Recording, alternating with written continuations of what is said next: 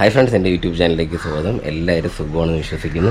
അപ്പോൾ ഇന്നത്തെ വീഡിയോയിൽ വണ്ടിയിലൊരു ചെറിയൊരു എക്സ്ട്രാ ഫിറ്റിംഗ് ചെയ്യാൻ പോവുകയാണ്. അപ്പോൾ പക്ഷേ ഇത്രയൊക്കെ വണ്ടിയിൽ ഈ സാധനങ്ങളൊക്കെ ഉണ്ടെങ്കിലും ഒരു മൊബൈൽ ചാർജറോ മൊബൈൽ ഹോൾഡറോ ഞാൻ വെച്ചിട്ടില്ല. അത് എവിടെ വെക്കുമെന്ന് എനിക്കൊരു കൺഫ്യൂഷനാണ്. ആക്ച്വലി ഹാൻഡിൽ കൺസോളിൽ നിറഞ്ഞാണ് ഇരിക്കുന്നത്. അപ്പോൾ ഇതിലെവിടെ വെക്കാമെന്ന് ആലോചിച്ചിരിക്കുകയാണ്. അങ്ങനെ വെക്കാനായിട്ട് ഞാനൊരു മൊബൈൽ ചാർജർ വിത്ത് ഹോൾഡർ മേടിച്ചിട്ടുണ്ട്. ബോബോ എന്ന് പറഞ്ഞൊരു കമ്പനിയുടെ ഈ BM1 എന്ന് പറഞ്ഞൊരു മോഡൽ ചാർജറും അതിൻ്റെ കൂടെ മൊബൈൽ ഹോൾഡറും കൂടെയാണ് വാങ്ങിച്ചത്. ഇതിൽ വെബ്സൈറ്റിലെ വില 1799 രൂപയാണ്. ഞാൻ ഡിസ്കൗണ്ട് കൂപ്പണൊക്കെ യൂസ് ചെയ്ത ശേഷം ഏകദേശം 1473 രൂപയ്ക്ക് സാധനം കിട്ടിയിട്ടുണ്ട്. അത്യാവശ്യം ഞാൻ അന്വേഷിച്ചതിൽ വെച്ചിട്ട് ഏറ്റവും നല്ലതായിട്ടുള്ള ഒരു മൊബൈൽ ചാർജറും ഹോൾഡറുമാണ്. ഈ ഒരു മൊബൈൽ ഹോൾഡർ ചാർജറിൽ ഒരു സ്വിച്ചൊക്കെ ഉണ്ട്, അതുകൊണ്ട് ബാറ്ററി ചാർജ് ഇറങ്ങി പോകില്ല എന്നാണ് പറയുന്നത്. അങ്ങനെ കുറച്ച് പ്രത്യേകത ഉള്ളൊരു ചാർജറാണ്. ഞാനത് അൺബോക്സ് ചെയ്ത് നിങ്ങൾക്ക് കാണിച്ചു തരാം. കണ്ട, ഇതേപോലത്തെ ഒരു ബോക്സിലാണ് വന്നിരിക്കുന്നത്. എനിക്കെല്ലാം കൂടെ 1439 രൂപയാണ് ആയത്. ഡിസ്കൗണ്ട് കൂപ്പണൊക്കെ യൂസ് ചെയ്ത ശേഷമാണ് ഈ റേറ്റ്. അല്ലെങ്കിൽ ആക്ച്വലി 1799 രൂപയാണ്. നമുക്കിത് പൊട്ടിച്ച് കാണാം എന്തൊക്കെ ഇതിൻ്റെ അകത്തുണ്ടെന്ന്.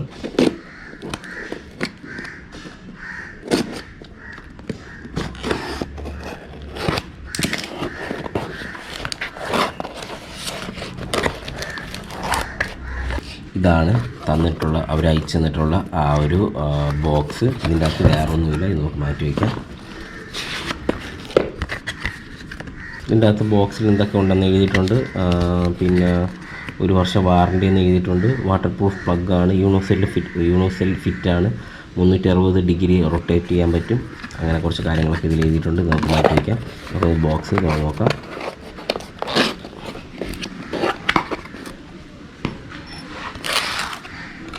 ഇതിലൊരു ഇൻസ്ട്രക്ഷൻ മാനുവൽ തന്നിട്ടുണ്ട്. ഫാസ്റ്റ് ചാർജറാണിത്. മാറ്റി വയ്ക്കാം. ഇതിനകത്ത് കുറേ സാധനങ്ങളുണ്ട്. ഓരോന്നോരോന്നായിട്ട് പറഞ്ഞുതരാം. ഇത് നമ്മുടെ ഹാൻഡിലിൽ ഈ ഒരു മൗണ്ട്, ഈ പറഞ്ഞ ചാർജർ ഫിറ്റ് ചെയ്യാനുള്ള ഒരു ഓപ്ഷന് വേണ്ടിയുള്ള ഒരു സാധനമാണിത്. മാറ്റി വയ്ക്കാം.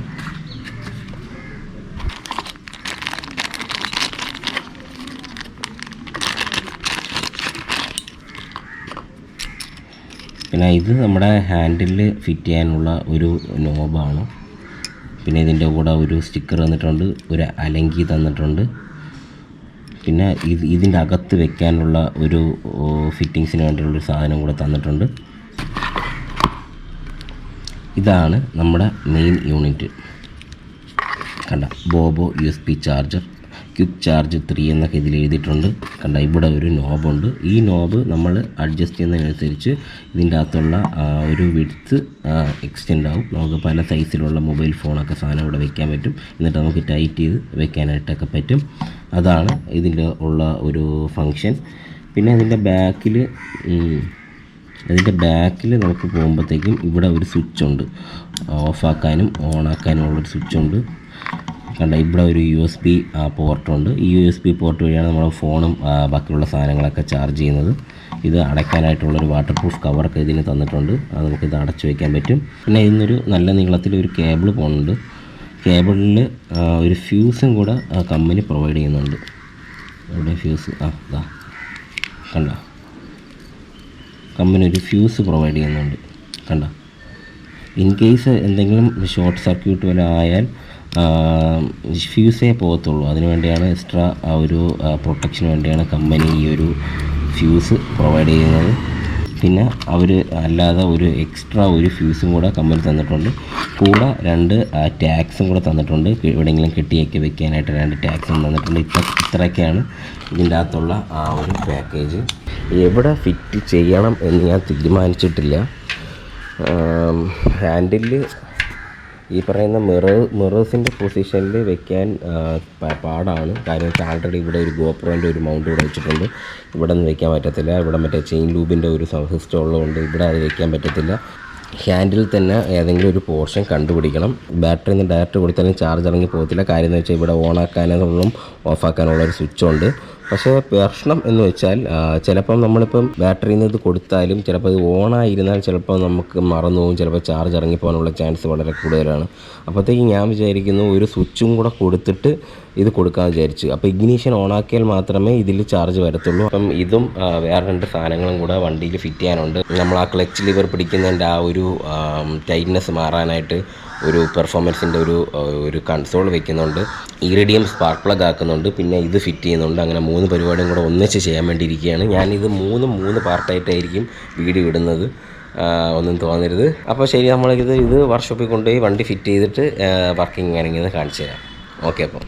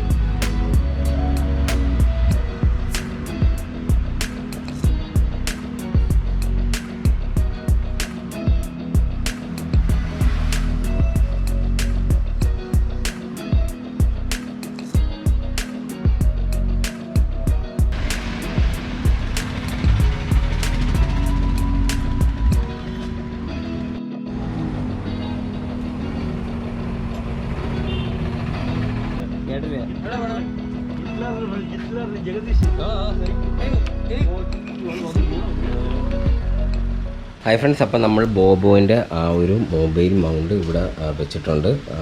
ഇത് ചാർജർ ഇൻബിൽട്ട് ആയിട്ടുള്ള ചാർജറാണ്. ക്വിക്ക് ചാർജ് 3 ആണിത്, ഫാസ്റ്റ് ചാർജർ എന്നാണ് പറയുന്നത്. ഈ ബോബോൻ്റെ ഈ ഒരു മൊബൈൽ ഹോൾഡർ വിത്ത് ചാർജറിൻ്റെ മോഡൽ നമ്പർ BM1 എന്ന് പറഞ്ഞൊരു മോഡലാണ്.